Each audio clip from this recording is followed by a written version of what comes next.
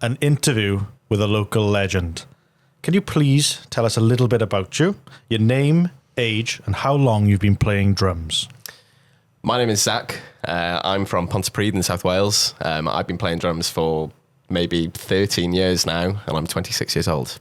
Why drums?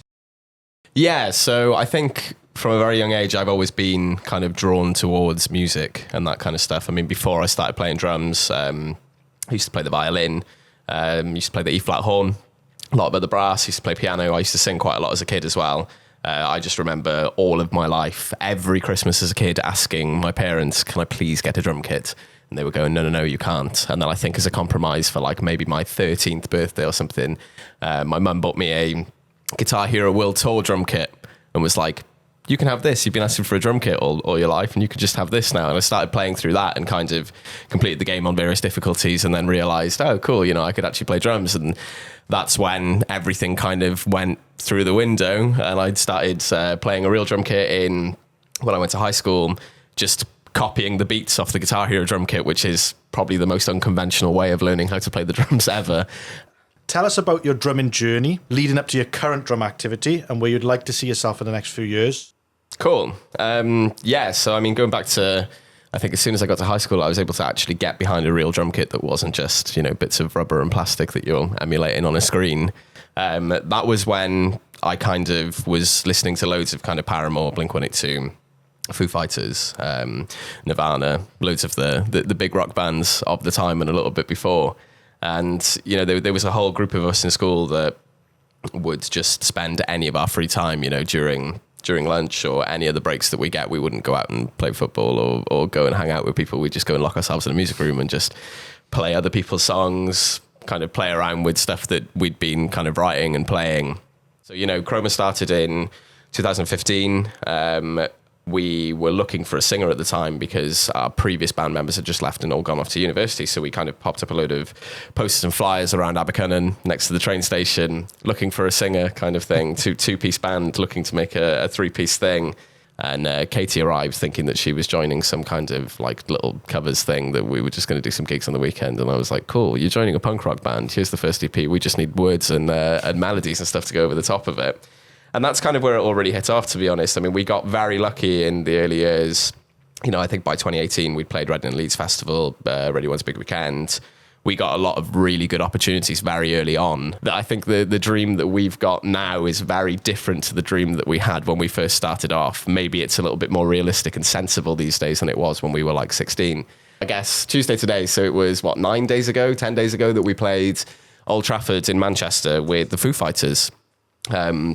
I mean, we got the call 12 months before, and it was from their agent who just called me directly and was just like, hey, you're Zach from Chroma, right? Do you want to play with the Foo Fighters? And it was like, I nearly put the phone down on him because I thought he was having a laugh. I think I said the words along the lines of, I don't believe you. You must be playing some kind of sick joke. Send me the offer.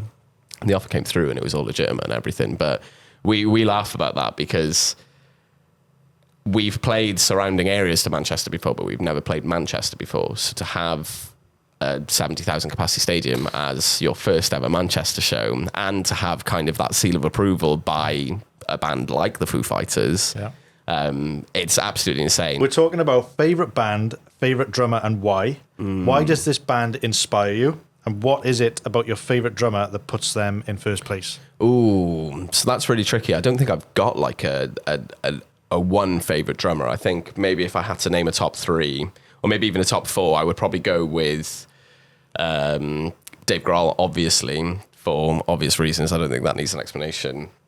Travis Barker, Blink-182. I think every time I see them play, he's just so emotive and, he's doing all these arm crossing things and all these crazy drum fills and everything that you kind of watch and you just go, how are you even doing that kind of thing? Maybe Zach Farrow from Paramore. I was really sad when he dipped out for a little while, but I'm so glad he's back now. And Keith Moon, probably, from The Who, just because his kind of theatrics of everything. I'm really gutted that he'd kind of passed away before there was even any chance of seeing that, but seeing all sorts of videos online and all that other kind of thing. If you could play drums for any band or artist, who would it be and why? What would you bring to the table if you had the opportunity to play for your favourite band? That's an interesting one. I'm listening to a lot of Willow Smith at the moment. Her latest album that's just recently come out is quite different to the previous album that she put out, but she put an album out a couple of years ago called Coping Mechanism. And that's very kind of pop punky, kind of Travis Barker-esque style of drumming, along with like crazy guitars, something that you would not expect from an artist like Willow. You know, Willow could have put out a record that was ghostwritten by hundreds of the best songwriters in the whole world, that was just purely a pop record just to get those hits and get that cash in the bank, as they say. But yeah, she put out this really interesting record, which was just everything that I think rock music should be today that it isn't. I mean, there's a lot of rock music that comes out today and you just hear it and you're just like, it's just so formulaic and it's just been done so many times. And, you know, you don't reinvent the wheel if it's not broken. You know, there are still things, but that was a record for me that kind of made me feel like I wanted to be in that band. Even her newest record, there's a lot of poppy stuff on it, but, you know, it's kind of stuck to that rock element a little bit more as well. If Willow Smith was to give me a call tomorrow and be like, hey, I need a drummer, will you come out on tour? I'd be like, yeah, in a heartbeat. Just drop everything and go and do that, just because the style of it is so close to kind of what I would just naturally play and write anyway. And it's so technical, but it's not too technical to the point where it's like, you're playing too many fills, man. Like, just slow down, just stop. You don't need to put a fill in every 4 bars, you know. But so listenable, like. Yes, that's it. And I mean, if you haven't heard it, check it out. Yeah, definitely. Would you mind telling us about some of the gear you use? Yeah.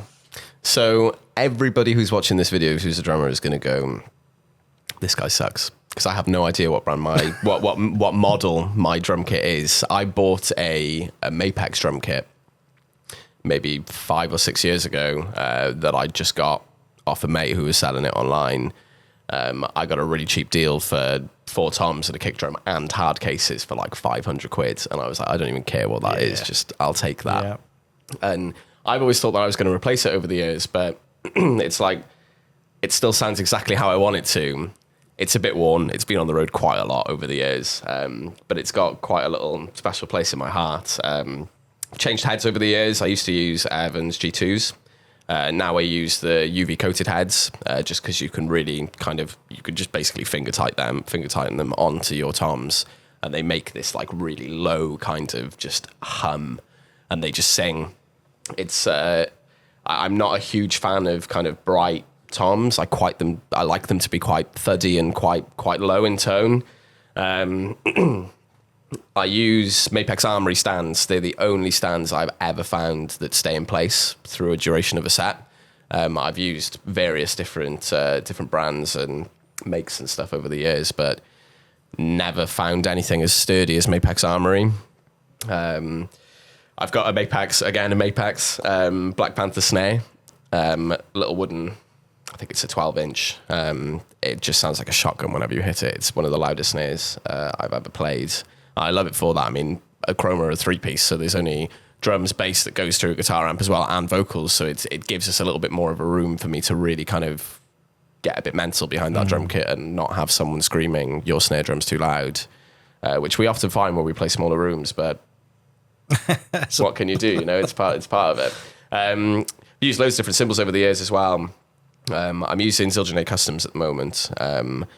They are so versatile. You know, they can be quite bright, but you know, you can kind of hit them in different places. I've never found a set of cymbals that kind of do what I want them to do so consistently as well. There's no electronics as such. I use a BC2 now, which I'd purchased for the Foo Fighters because I was kind of aware that if I get a bit excited, didn't want to run with the tempo a little bit and play a 30-minute set in 20 minutes. So that's the only electronics I really use these days, to be honest. Got a couple of gubbins. I've got a jam block to my right and a little tambourine that sits on my hi-hat. But other than that, it's pretty much just a straight up. I just play one tom up and one tom down these days. We're going to post a clip of you playing. Can you tell us a little bit about it? Yeah, sure. So one of the videos I've submitted is a one-shot take of one of the singles off our debut record. It's called I Don't Want to Go Out. We got invited by PRS to go down to a studio called Monkey Studios, just south of Pembrokeshire. And they wanted us to go down, do a couple of live videos, and we kind of met up with the engineer there, and he was super keen to record some of the songs, and we kind of just said, cool, we'll just do as many as we can. The first song that we recorded, which was I Don't Want to Go Out, we did it in one take. The camera people were happy, engineer was happy, we were happy, and it was kind of one of those moments where you just kind of do something and you're just like, cool, that works. So we actually managed to do a couple more of those tunes as well, which are actually on our YouTube channel. So if you do like what you see on the I Don't Want to Go Out, then you can see some of the others on Chroma Band UK. Some of the other videos, of course, I've sent from Foo Fighters in Manchester. We had loads of cameras up with us for that show, but I had one GoPro and my phone just on a tripod behind me, and I think some of those videos are my favorite just because it gives you a proper scope of everything. Yeah. I mean, it's crazy playing to that many people, because when you're on stage and you're kind of so far away, and you've got a whole section of pit barrier and everything else in between, that you're looking out to the crowd and it almost doesn't look like there's people there. I was kind of laughing when we were on stage because I was like, am I just like in front of a giant Guess Who board? I think one of the other band members said that it was like loading up their old Wii and just going onto like Me Center or something, and just seeing all of these heads everywhere. People from all kinds of different backgrounds, just all there for one thing. Yeah.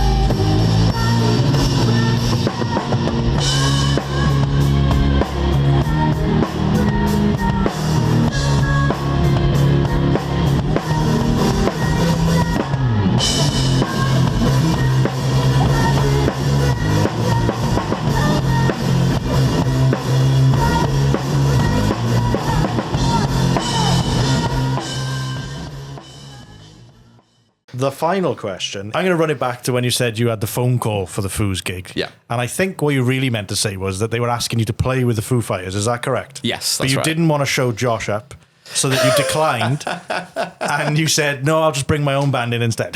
That's exactly how it happened. So, Dave Grohl actually phoned me up personally and went, oh, hey, Zach. I'm like, who's this? And he's like, oh, it's Dave. I'm like, Dave who? No, I'm kidding. Yeah, I mean... we joke that, I think a lot of our friends and family have been like, I've put after the show, they've been posted online being like, oh, so good to see the Foo Fighters supporting Chroma the other day and all that other kind of stuff. And there were a few people tweeting us that we don't even know, being like, oh, we're not even bothered about seeing Foo Fighters. We just want to come and watch you in a room that big kind of thing, which is amazing. I hope they stay for the Foo Fighters because the Foo Fighters were amazing as well, obviously. I don't think there's a band in the world that kind of comes close. I would like to say thank you very much for coming No in and problem at chatting all. with us today, Thank Zach. you for having me. You're from Ponty, my hometown, and it's nice to know that you're out there putting us on the map. You are certainly local, and you are even more of a legend. So thank you very much